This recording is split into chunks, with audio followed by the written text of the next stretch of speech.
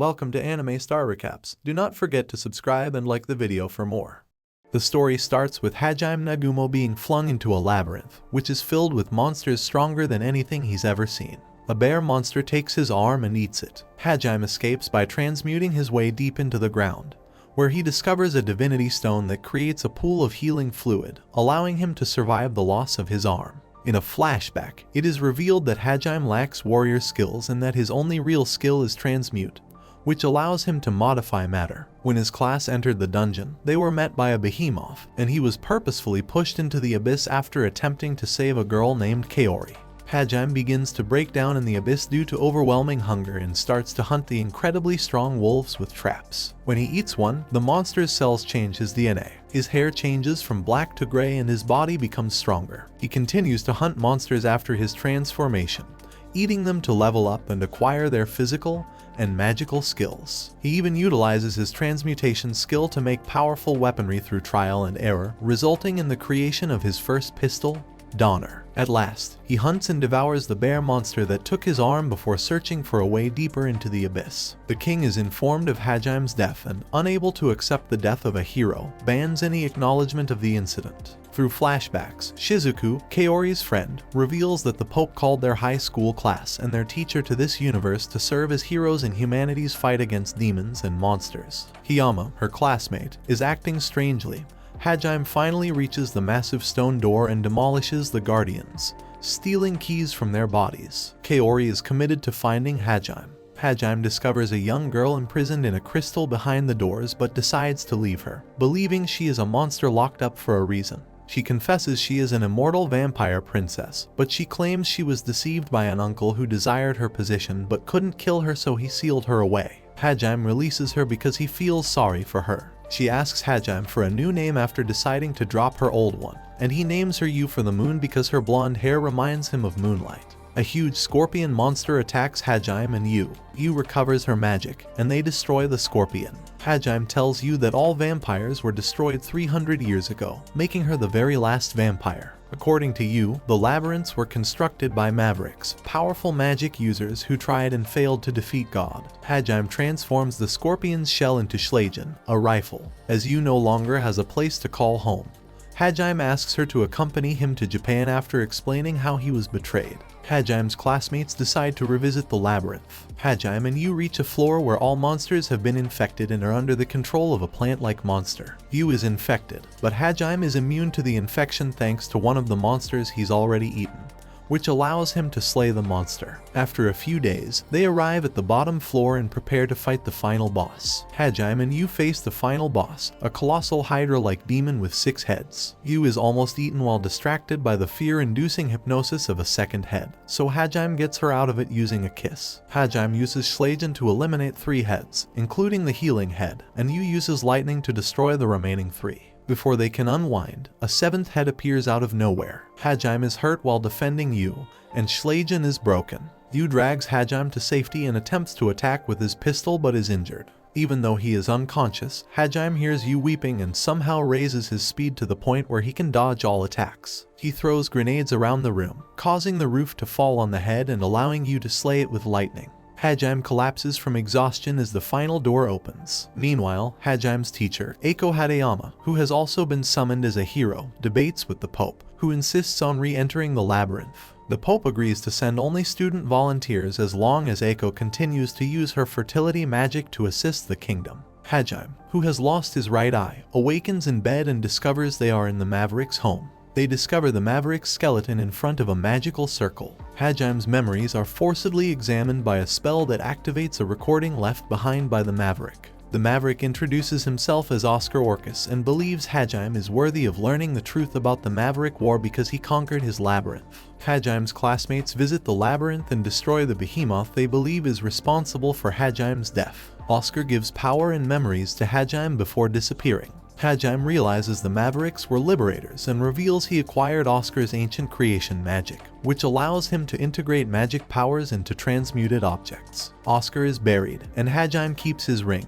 which controls a portal to the surface. Hajime makes the decision to conquer all of the labyrinths for their ancient magics. Over the course of 2 months, Hajime makes the most of Oscar's treasure library, and workshop, constructing weapons and vehicles and equipping himself with a high-tech prosthetic arm and a magical gem to replace his eye. Yu tries to woo him, so he lends her a magical ring and tells her that his plans will eventually turn them against the church and their god, Ehit. As they make it back to the surface, Yu swears to stick by him. Shihalia, a rabbit girl, stands impatiently at the location where Hajime and Yu are expected to appear. Hajime and Yu try to ignore her when they arrive because she is very annoying. Hajime eventually agrees to listen, and she explains that her tribe is threatened by monsters, and that she predicted Hajime would save them using her magical ability to see the future. Hajime agrees to do it if she leads them to a great tree that is mentioned in Oscar's books. When Hajime arrives at the tribe's forest, he slaughters several monsters by using an unlucky she as bait. The rabbit men request training from Hajime because they are tired of being weak and pathetic. To help them overcome their timidness, Hajime puts them through a ruthless training routine, which turns them into skilled monster killers. She leads them to a tree that Hajime believes is the entrance to another labyrinth, but a nearby stone slab with slots for rings convinces Hajime that this labyrinth will only unlock after he has defeated the other labyrinths. The rabbit men decide to keep training and watch over the tree until Hajime returns. She, who has fallen in love with Hajime, joins them on their journey, and Yu is forced to let her because she won a duel by scratching Yu's face. They make their way to Risen Gorge, which contains the entrance to another labyrinth. They are welcomed by the voice of Hyper Maverick, Mildy Risen, who has constructed a maze-like labyrinth full of practical jokes aimed primarily at Shi. Some of Hajime's classmates decide to leave the labyrinth and work on the farms with Eiko.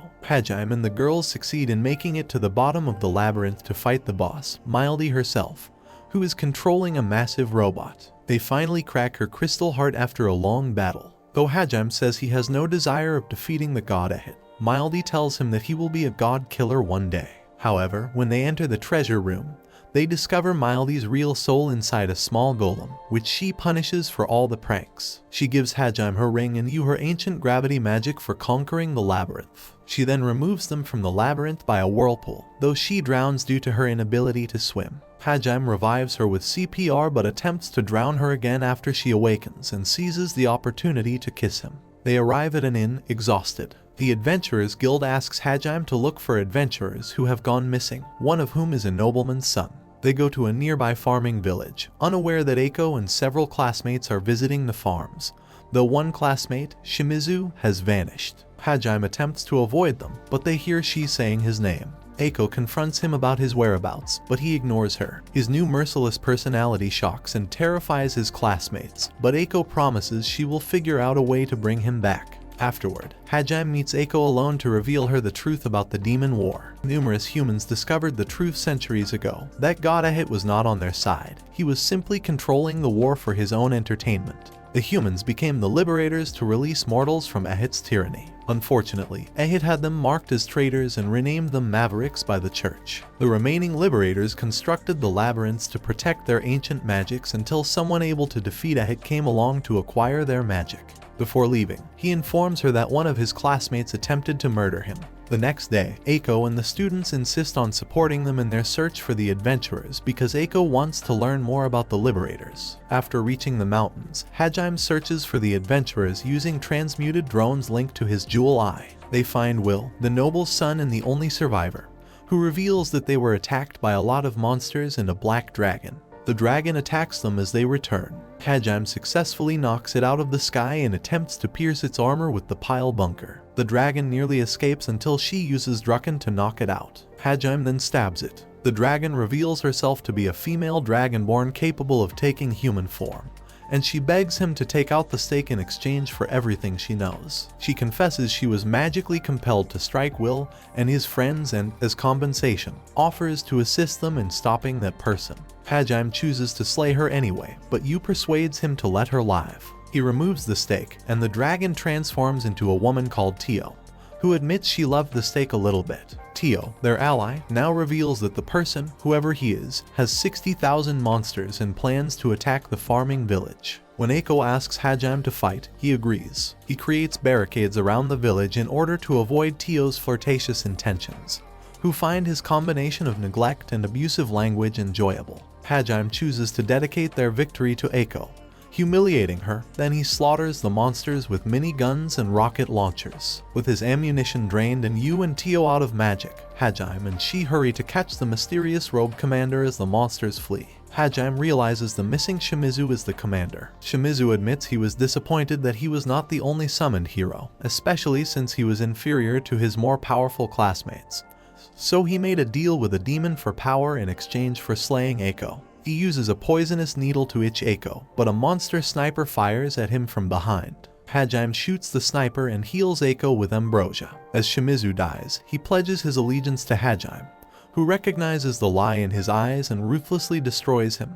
Heartbreaking Eiko, a slave gang kidnaps Mayu, a rare mermaid child, and decides to sell her. Will is returned to his father by Hajime, who collects his payment. They decide to take a break and explore the city as tourists. They meet a talking fish in an aquarium and decide to free him. As a thank you, he spreads word of a kidnapped mermaid. Hajime and she roam the city until he locates the child in the sewers underground and saves her. Hajime and she keep Mayu safe but are at a loss for what to do next. Despite Mayu's pleas to stay with Hajime, Hajime decides to hand her over to the city guards. After handing over a weepy Mayu, the guardhouse is attacked and Mayu is kidnapped once more. Angered, Hajime starts slaying known slaver associates while looking for the upcoming auction, saving many children in the process. Hajime finds the auction in a noble's mansion, slays the boss, saves Mayu, and destroys the mansion. Mayu decides to start calling Hajime Papa. Hajime does a good job of parenting Mayu. They return to the city that summoned Hajime and the other heroes. While visiting the Adventurers Guild, Hajime encounters a worried Endo, one of his classmates, who warns them that Catalia the demon has set a trap for the rest of the class in the labyrinth. The class is overwhelmed by Catalia's summoned monsters, and they are unable to even approach Catalia to attempt to kill her. Hajime is unconcerned until Endo irritates Mayu, at which point he becomes hesitant to help at all. Suzu, a student, is injured, causing the majority of the class to flee. Hiyama and Nakamura both propose making a deal with the demon in order to survive. Kuki, the main hero who won't back down, approaches Catalia but stops when she drops a locket containing a photo of her lover, realizing that Catalia has a life outside of the war as well. He is badly wounded while he is hesitating. With the girl's help, Hajime decides to save his class, reasoning that since only one of them attempted to kill him, the majority of them are innocent. Shizuku's sword breaks during the battle, and she gets ready to die together with Kaori. They are saved at the last moment by Hajime, who has created a shortcut through the upper floors using his pile bunker. Everyone is surprised to learn that Hajime is still alive. Hajime analyzes Catalia's magic and kills all of her monsters. Hiyama is terrified of Hajime's return, fearing he will be identified as the one who tried to kill him. Hajime creates a new unbreakable sword for Shizuku. Mayu refers to Hajime as Papa, which confuses everyone and irritates Kaori. Catalia flees but is caught by Hajime, who torments her for information, surprising his classmates. Hajime discovers a powerful demon has completed one of the labyrinths and is using its ancient magic to produce a monster army. Catalia warns him that her lover will find him and slay him for revenge, but Hajime still destroys her. After that, Kuki is angry that Hajime executed the defenseless Catalia, so Hajime chastises him for being too weak to perform what is necessary, warning Kuki that if he or any of his classmates attempt to stop him, he will also kill them. Kaori admits she loves Hajime, but he rejects her because he already loves Yu. Kaori, on the other hand, insists on joining his team in order to compete with Yu. The last number of your like is who powers you get. Comment who you got. Don't forget to subscribe for more anime recaps.